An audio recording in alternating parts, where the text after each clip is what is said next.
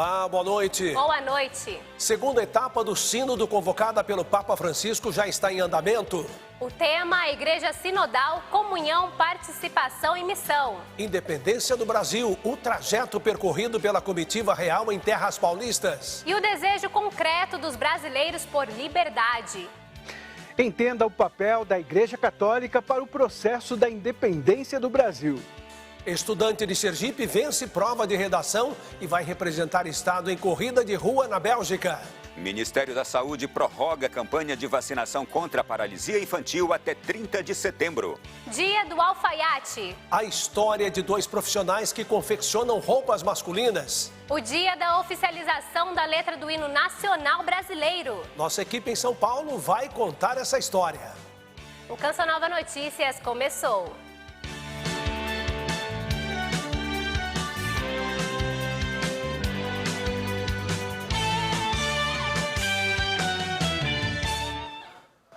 Iniciamos esta edição com um olhar para as comemorações da independência do Brasil. Nós vamos prosseguir nossa viagem com a comitiva real em terras paulistas em busca de apoios. Saindo de Bananal e alcançando novas cidades rumo a São Paulo, o desejo de liberdade torna-se algo concreto e começa a fazer parte da vida de quem morava no Vale do Paraíba. Veja na reportagem. A agenda da passagem de Dom Pedro foi movimentada devido à importância que o Vale do Paraíba ganhava à medida que a comitiva passava e conseguia apoios. A região não somente participou da fundação, mas principalmente ajudou na manutenção do Império. Então, o Vale do Paraíba tem uma presença marcante na história do Brasil. Esses fazendeiros, eles continuam ligados à corte por questões de exportação de café, por questões de comerciais, né? Uma ligação muito forte, e eles se sentem fundadores do Império.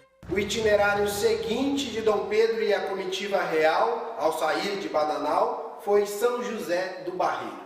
O destino a fazenda Paudalho, esta onde estamos agora. Toda a arquitetura dela foi restaurada como original. Temos um móvel na copa ali, que ainda também é da época, o quadro do Coronel João Ferreira de Souza, a cadeira, que também é de 1819, uma cadeira antiga. Então tem algumas coisas e a arquitetura que é única, né? A cidade de Areias guarda a velha figueira. A placa conta a passagem do Príncipe do Brasil. A poucos metros dali, um hotel, o antigo solar do Capitão Mor. Dom Pedro dormiu naquele quarto, lá no alto, feito como uma torre, com janelas onde os olhos alcançavam léguas de distância. Parada seguinte à comitiva real após sair de Areias, no centro da cidade de Lorena. Nós temos aqui do lado o quadro da Casa, Cadeia e Câmara, onde ele, na manhã do 19 de agosto, ele assina nessas portarias e que mostra que ele estava seguro do que estava fazendo, né? E seguro também com relação ao apoio que ele estava tendo. Em Guaratinguetá, o príncipe regente e sua comitiva foram recebidos pelo capitão mor das ordenanças, Manuel José de Melo. Hoje, o prédio tombado pelo patrimônio histórico abriga a sede da Associação Comercial do município. E na manhã do dia 20 de agosto de 1822, ele partiu. Após a parada em Guaratinguetá, o destino da comitiva real era Pindamonhangaba. Mas no meio do caminho tinha Aparecida, mais precisamente, a Capela de Nossa Senhora Aparecida. Pelo caminho, muitas foram as paradas em capelas da região. Não somente nas orações, a igreja marcou presença no movimento da independência. Olha, amanhã na última reportagem, em Caminhos da Independência, Dom Pedro I chega a Pindamonhangaba e parte para São Paulo. Você não pode perder. Seguimos rumo à celebração dos 200 anos da independência. Vamos a São Paulo entender o contexto histórico e, como vimos na reportagem anterior, o papel da Igreja Católica na independência do nosso país. Rodrigo, boa noite. Boa noite a você e aos nossos amigos que estão conosco neste momento. Às vésperas do 7 de setembro, nossa equipe preparou uma reportagem que mostra a atuação da Igreja Católica no processo de independência do Brasil. Em 1822, existiam 7 dioceses aqui no Brasil. Aí os bispos dessas dioceses, por meio de cartas pastorais, contribuíram para a formação de um país constitucional e independente. Para entender o papel da Igreja Católica no processo da independência do Brasil, é preciso voltar no tempo. No início do século XIX, a Igreja tinha vários acordos com a corte portuguesa em seu processo de expansão. E no Brasil não era diferente. O principal conjunto de acordos vai ser chamado de padroado, que vai dar ao rei português uma série de direitos sobre a administração da igreja. Ele vai ter controle sobre os dízimos, ele vai ter o controle sobre a organização da igreja, onde vai criar diocese, onde vai criar paróquia. Ele vai ter o direito de nomear os bispos, indicando o Papa confirmar, nomear os párocos, nomear uma série de outras funções eclesiásticas. Por volta de 1820, revoluções liberais contrárias ao absolutismo sacudiam a Europa. A que mais impactou o Brasil foi a Revolução na cidade portuguesa do Porto, pois obrigou o retorno de Dom João VI a Portugal, permitindo que seu filho, Dom Pedro I, comandasse o nosso país. Então, naquele momento ali, nós temos uma visão de partes da elite política do padre e do bispo como se fosse um funcionário público, já que seria o Estado que pagaria o seu salário, já que ele faria funções importantes para o Estado. Então a igreja também, muitas vezes, um bispo governou regiões no Brasil colonial. Às vésperas da independência, a Igreja Católica tinha 7 dioceses, 2 na região norte, 2 no nordeste, 3 nas regiões sul e sudeste, além de 2 prelazias, a de Goiás e a de Cuiabá. A ferramenta mais importante de comunicação à época eram as cartas pastorais. E foi por meio desse instrumento que a igreja participou ativamente do processo de independência do Brasil. Então, ideias como Constituição, voto, eleição, soberania nacional, pacto social, que são ideias típicas do constitucionalismo, ideias típicas desse novo momento político do liberalismo, da expansão do liberalismo, ele passa a se tornar comum a essas pessoas por meio dessas cartas pastorais. A carta pastoral de Dom José Caetano da Silva Coutinho, do Rio de Janeiro, expressa muito bem a postura da igreja naquele momento. No texto, o religioso discorre sobre o juramento que o príncipe regente Dom Pedro I fez ao proclamar a independência e pede que os fiéis se unam para a salvação da pátria. Todos os bispos brasileiros apoiaram o constitucionalismo. Quase todos os bispos apoiaram a independência, com exceção de quais? Daqueles que estavam apoiando o processo constitucional em Portugal. Então a igreja no Brasil, ela entra no século XIX, esse país que está nascendo, que está começando a ser planejado, intimamente ligado ao constitucionalismo e a um processo democrático. E você sabia que hoje é o dia da oficialização da letra do hino nacional brasileiro? Conheça mais essa história. O que você acha do hino nacional brasileiro? Eu acho que é um símbolo nacional de toda forma, Então ele incita um senso de patriotismo. Mas eu acho que sim, tem uma letra bem simbólica. Sei lá, muito elitista, muito grande, Não dá para decorar, eu mesmo não consigo ainda interpretar ela, Eu sou mais o hino da independência, acho que o do hino, esse eu gosto. A marcha do hino nacional que nós conhecemos hoje é a mesma desde 1830, pouquinho depois da independência do Brasil. Mas a letra se modificou ao longo dos anos, até chegar à sua versão atual em 1909. A primeira versão foi o atual hino da independência, criada por Evaristo da Veiga e musicada por Dom Pedro I, mas não foi considerada ideal na época. Então, Francisco Manuel da Silva criou a atual melodia em 1823, que foi executada mais tarde em 1830. A letra passou por algumas modificações, até que a composição de Joaquim Osório Duque Estrada foi vencedora do concurso de 1909. O Epitácio Pessoa, ele queria inaugurar o rádio no Brasil. Precisava fazer essa transmissão e precisava de um hino. que tocasse nessa transmissão. E é isso, mas é somente no dia 6 de setembro de 1922 que o Congresso vai, oficializar o hino nacional. Para executar o simbolismo do hino nacional ao longo do tempo, é obrigatório que ele seja executado uma vez por semana em escolas brasileiras, além de ter que seguir regras durante sua execução. É importante a gente manter os símbolos do nosso país, e o hino ele faz parte desse conjunto de simbologia nossa que resgata um pouco da nossa alma, da nossa história, né?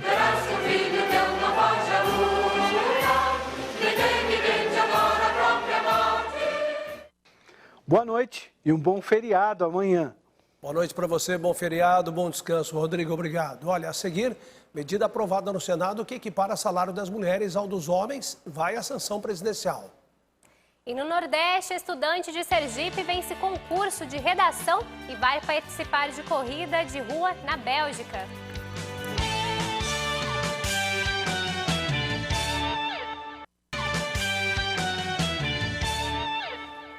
O Senado aprovou a medida provisória que cria o programa Emprega Mais Mulher. Vamos chamar Ronaldo da Silva, que tem mais informações, direto de Brasília. Boa noite para você, Ronaldo. Olá, muito boa noite para você, boa noite também para tanta gente que nos acompanha agora. O objetivo é incentivar a empregabilidade das mulheres. Dentre as propostas está a flexibilização do regime de trabalho para quem tem filhos de até 6 anos ou com alguma deficiência. O programa também amplia o auxílio à creche. O texto é de autoria do governo federal, foi modificado na Câmara dos Deputados, aprovado no Senado e vai agora para a sanção do presidente Jair Bolsonaro. A proposta também facilita o crédito para mulheres que trabalham por conta própria e cria obrigações para que as empresas lidem com casos de assédio sexual e violência. A medida provisória que institui o programa Emprega Mais Mulheres tem normas para incentivar a empregabilidade feminina. Uma das principais é para pessoas que tenham filhos de até 6 anos ou com deficiência. Neste caso, passam a ter uma flexibilização da jornada de trabalho. Para este pedagogo especialista na primeira infância, a mudança vai trazer benefícios às famílias. A gente sabe que a família é uma entidade base da sociedade, ela merece uma especial proteção, conforme está escrito no artigo 226 da Constituição, e a medida provisória, ela traz alguns avanços numa perspectiva de família, numa valorização da família, não só facilitando a reinserção da mulher no mercado de trabalho, mas também capacitando ela. Entre as medidas previstas para o apoio à mulher no retorno ao trabalho, após o fim da licença maternidade, a MP permite a suspensão do contrato de trabalho de pais empregados para o acompanhamento do desenvolvimento dos filhos. Quando a gente tem o apoio do Estado, possibilitando flexibilizações, isso apoia aquela mãe na criação do seu filho, né? Isso traz para ela um apoio psicológico. A medida também garante que as mulheres recebam o mesmo salário dos homens quando exercerem a mesma função na empresa. Caso seja sancionada, a medida provisória vai ampliar para 5 anos e 11 meses a idade máxima para a criança ter direito ao auxílio creche. Além disso, a proposta dá aos homens com filhos pequenos os mesmos direitos das mulheres com salário maternidade e reembolso creche. E o Ministério da Saúde prorrogou a campanha de vacinação contra a paralisia infantil até 30 de setembro. A campanha estava prevista para finalizar no dia 9 de setembro, mas até o momento, de acordo com as autoridades, somente 34% das crianças de 1 a 4 anos de idade receberam o imunizante responsável por combater a paralisia infantil. E agora vamos mudar de assunto, falar de uma escolha profissional. Para os jovens, decidir qual carreira seguir pode ser um caminho difícil, mas uma boa orientação é capaz de ajudá-los a tomar a melhor decisão. Confira na reportagem. A adolescência é um período de muitas mudanças, uma fase de transição, de assumir novas responsabilidades e tomar importantes decisões. É aqui que, na maioria das vezes, o estudante passa a buscar informações sobre o mundo do trabalho e escolher o rumo profissional. Normalmente, aos 16, 17 anos, 18, nós temos muito pouco autoconhecimento, Então, nessa idade, há uma baixa compreensão de quais são as nossas reais características, quais são os nossos interesses profissionais, quais são os nossos critérios para a escolha. Para este coordenador, a escola tem um papel fundamental na orientação vocacional. O maior e fundamental papel da escola é oferecer possibilidades, orientação, conselhos, propostas. A Escola Franciscana Nossa Senhora de Fátima, em Brasília, investe em programas e ferramentas que orientam os jovens. É o chamado Projeto de Vida. Além de reflexões, são promovidas visitas que ajudam no discernimento e olhar sobre o futuro. O que a gente faz é sinalizar possibilidades. E a escolha que a pessoa faz, ela deve ser respeitada. Até porque ela precisa se realizar naquilo que ela escolheu. Se não houver realização, não há vocação. Vale lembrar que a orientação não define exatamente qual a profissão deve ser seguida.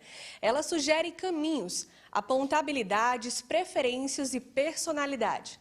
Mas a decisão é do aluno.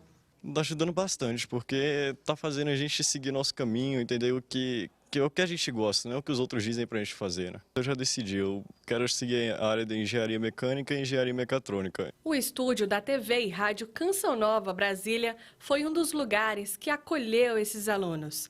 Daqui podem sair futuros comunicadores. Eu fico por aqui, amanhã tem mais e eu aguardo você com uma cobertura especial do bicentenário da independência aqui na capital federal. Boa noite a todos. Obrigada, Ronaldo. Bom descanso para vocês. Uma estudante de Sergipe vai representar o estado numa corrida de rua na Bélgica. O evento será dia 12 de setembro e a viagem de Lara Oliveira é o prêmio por ter vencido um concurso de redação. Lara é aluna de uma escola pública da cidade de Nossa Senhora do Socorro, na região metropolitana de Aracaju. Ela venceu um concurso de redação com o tema A Presença Feminina no Esporte e a Transformação Social. A estudante se deu muito bem na redação porque este tema estava bem fresquinho na memória, graças ao professor de Educação Física que debateu esse mesmo tema alguns dias antes dela se inscrever no concurso literário. Por coincidência, essa foi a temática da redação que a nossa aluna Lara Fernanda concorreu. Então, assim, foi um motivo de muita alegria para todos nós aqui do News Esparrete e ela aproveitou a oportunidade, e acabou vencendo esse concurso. No texto premiado da Lara, ela lembrou da primeira corredora de maratonas, a alemã Katharine Switzer, que em 1967 entrou na maratona de Boston escondida. Naquela época, a mulher não podia competir. E ela conseguiu completar a maratona, não venceu a prova, mas ela venceu a conquista das mulheres para poder entrar nesse mundo do esporte, que foi a partir dela e também de diversas outras mulheres, que hoje eu também estou aqui e outras meninas têm essa facilidade de entrar no esporte, sendo mulher. E a viagem para a Bélgica já está marcada, será no próximo sábado. Falta pouco tempo, agora é acelerar nos treinos de forma suave para não cansar os músculos. Ela vai representar Sergipe nessa viagem à Europa, numa corrida de 4 quilômetros na Bélgica. Na Bélgica, a corrida será rápida, só 4 quilômetros, mas o treinador dela prefere não dar descanso até o próximo sábado, dia da viagem. Como restam poucos dias, ela já vem treinando. Então, essa semana são treinos mais leves, É algo bem simples mesmo, porque o que ela já está, o preparado mesmo já foi feito ao longo desde a data que ela ficou sabendo dessa viagem. Então, essa semana o treinamento é mais leve. A seguir, no bicentenário da independência, desfile cívico-militar volta à esplanada dos ministérios após 2 anos suspenso. Veja também o aumento dos casos de alergias a alimentos.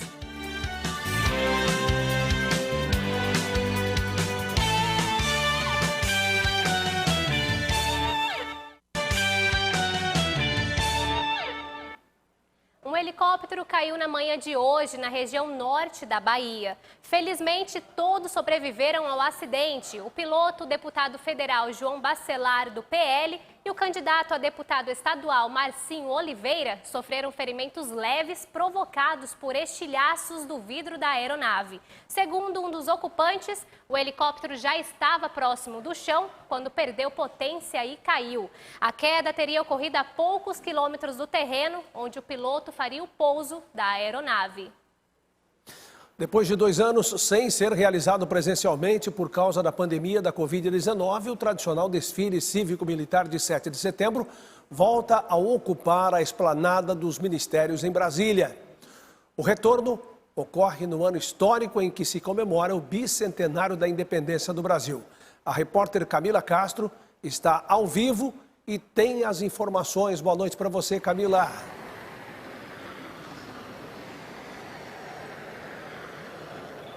Boa noite, Reinaldo. Boa noite a todos. As festividades para o bicentenário começam daqui a pouco, à meia-noite. A capital do Brasil será pintada de verde e amarelo. Já no seu primeiro minuto, dia 7 de setembro, será recebido por uma apresentação piromusical que cobrirá os céus da esplanada, unirá a queima de fogos à entoação do hino da independência. Esse show de luzes sinalizará a chegada oficial do bicentenário. E assim, pelos ouvidos do país inteiro, correrá o canto de bravura e liberdade de toda a gente brasileira.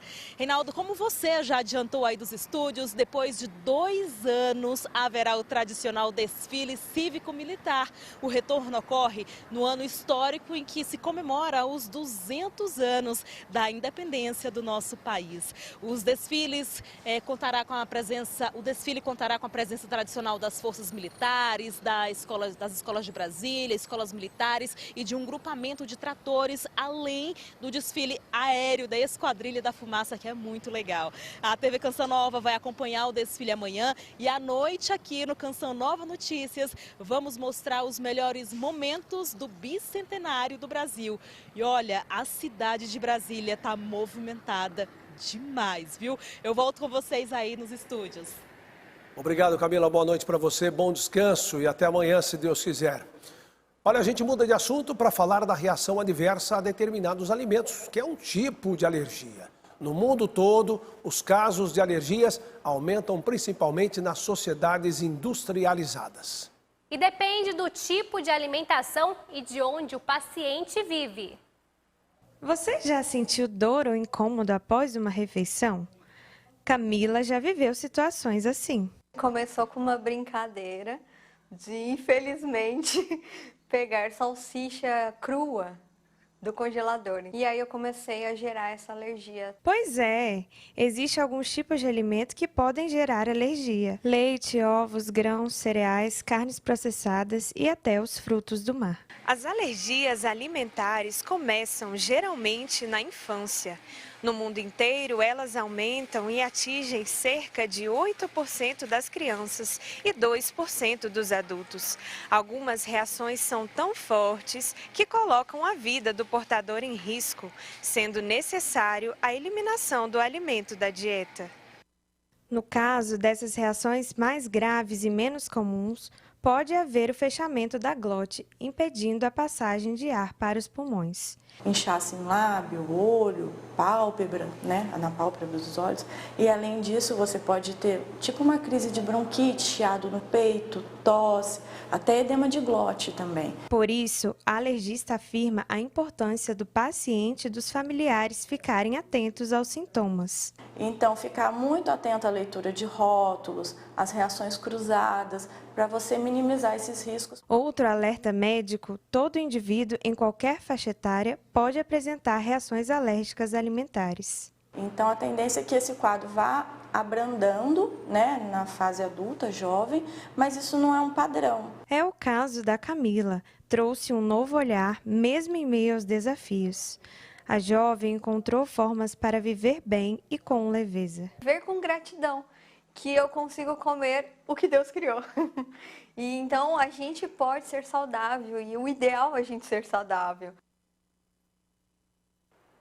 Vamos então à previsão do tempo. No sul da Bahia, quarta-feira chuvosa e volume de água que pode chegar a 4 milímetros. Mesmo não sendo um número expressivo, o alerta é importante pela sequência de dias chuvosos. Na costa leste do Rio Grande do Norte a Pernambuco, o tempo segue instável.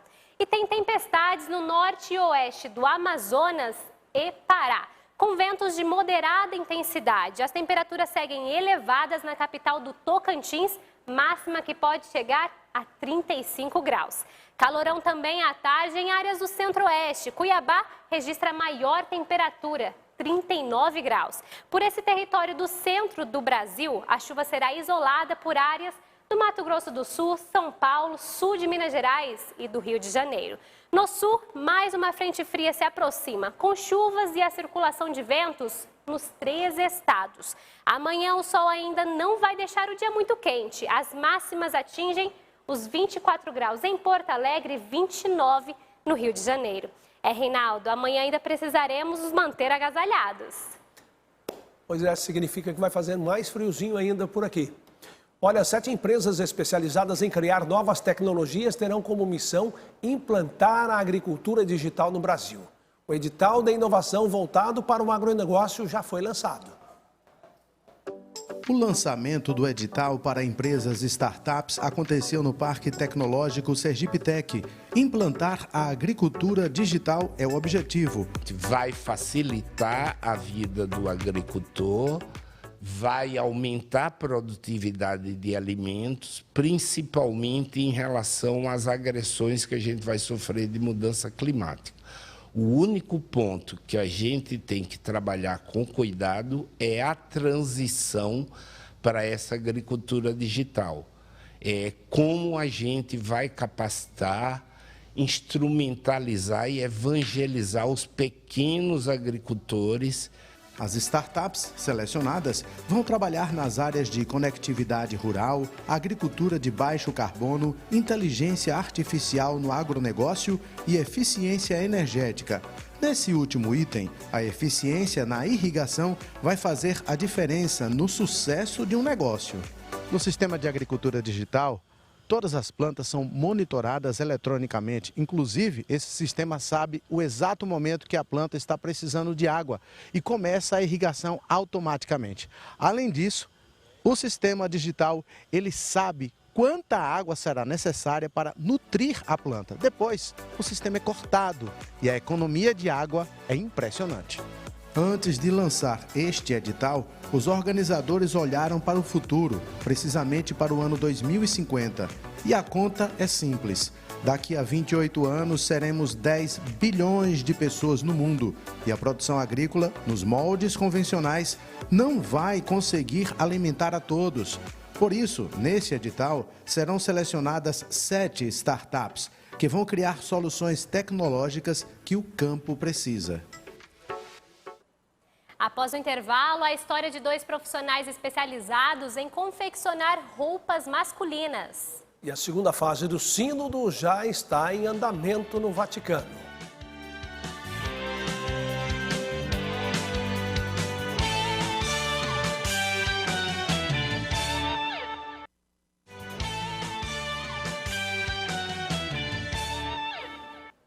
Estamos de volta com o Canção Nova Notícias para falar da segunda fase do Sínodo convocado pelo Papa Francisco, que já está em andamento no Vaticano. Com o tema Por uma Igreja Sinodal, Comunhão, Participação e Missão, a segunda etapa foi apresentada numa coletiva de imprensa no Vaticano, no final de agosto. A síntese vai além de questões ou problemas a serem resolvidos, mas aponta experiências vividas pelas pessoas. É precisamente nesta consulta que a natureza da Igreja Sinodal é revelada como andar juntos do povo de Deus. As sínteses recebidas revelarão o quanto este princípio eclesial tem sido vivido nas igrejas locais e, a partir do resultado, entenderemos quanto mais trabalho podemos fazer para tornar todos mais responsáveis e envolvidos. Possiamo ancora lavorare per rendere tutti più responsabili e partecipi. A primeira fase teve 2 momentos importantes de escuta do povo e da contribuição das conferências episcopais. O próximo passo, a partir dos resumos dessas conferências, é a criação do documento da fase continental. Conferência fruto do discernimento das sínteses recebidas das dioceses, que por sua vez são fruto do discernimento das várias instâncias eclesiais a nível diocesano, paróquias, associações, movimentos, congregações religiosas, bem como de várias outras entidades eclesiais nacionais, instâncias, federações, escolas católicas, universidades católicas, associações, etc. 98% das 114 conferências episcopais já haviam nomeado uma pessoa de contato ou equipe sinodal. O documento será a ferramenta para prosseguir na escuta, no diálogo e discernimento da etapa continental. As notícias do Papa Francisco e da Igreja fazem parte do conteúdo jornalístico de cada dia na Canção Nova. E isso só é possível porque você, sócio e benfeitor, ajuda a manter essa obra de evangelização. Estamos com 12% de nossa meta financeira para este mês de setembro. Acesse clube.cançãonova.com e torne-se um sócio evangelizador. Escolha uma das formas para fazer sua doação mensal. A você que já é sócio, nosso muito obrigado. Falamos agora de um profissional que domina as ferramentas que utiliza, produz peças especiais e tem um olhar atento à moda e ao bom caimento da roupa no corpo. É o alfaiate. Nossa equipe conversou com 2 profissionais de diferentes gerações. Um profissional que tem brilho nos olhos ao falar e mostrar seu ofício. Assim é seu Higino, de 86 anos, que há 70 tem a alfaiataria como profissão. Meu pai faleceu e deixou minha mãe sem nada. Eu não tinha outra coisa a fazer. É tacar o peito mesmo no aprendizado e dar continuação no que você aprendeu e ser curioso. Cada dia isso aqui me dá mais um entusiasmo. O manual por aqui não perdeu espaço, mas se permite ser auxiliado pela tecnologia. Combinação que revela o olhar atento de seu Higino, de sempre se manter atualizado como um alfaiate. Foi juntando tudo que eu fui aprendendo, desmanchava uma roupa, fazia de novo para ver o que eu tinha de fazer. Eu tinha que conhecer. Desenhos que para nós podem parecer sem sentido, em pouco tempo ganham forma nas mãos de um alfaiate. Por isso não é exagero chamar esses profissionais de artistas. A pressa e a produção em massa não tem espaço em lugares como esses. Já o amor está presente em cada detalhe. E foram justamente os detalhes do ofício que conquistaram Roberto aos 15 anos e se mantém em sua vida há 36. É maravilhosa a arte de alfaiate. Porque você chega numa fábrica, ali é tudo industrializado. Aqui você pega, você põe um pano em cima, risca, depois você tem, no acabamento de um paletó, por exemplo, tem muito trabalho na mão, entendeu? Que não é feito à máquina. É artesanal mesmo. É isso que me encantou na profissão. A alfaiataria é a mesma em que aprendeu o ofício e preserva os registros daqueles que foram mestres e se tornaram amigos. Ser alfaiate para Roberto é motivo de orgulho e emoção. É um prazer para mim a pessoa vestir uma roupa e falar, tá bonito, entendeu? Tá maravilhoso. Isso me enche de orgulho, sabe? Não é o dinheiro que eu vou ganhar. Planos de parar? Não fazem parte da vida desses alfaiates. Pois é, eu conheci bons alfaiates aqui no interior de São Paulo, né? Parabéns aos alfaiates por esse trabalho tão bonito e tão dedicado, né? Para entregar as roupas aos seus clientes. Exatamente, Reinaldo. Uma arte belíssima, né? Que Deus abençoe todos esses profissionais que marcaram e ainda marcam gerações. Canção Nova Notícias termina aqui. Assista daqui a pouco, às 9 horas, ao programa Pra Ser Feliz com o Padre Adriano Zandoná. Olha, às 10 tem Gente de Fé e às 11, ao vivo, tem PHN. Uma ótima noite a você. Boa noite e até amanhã.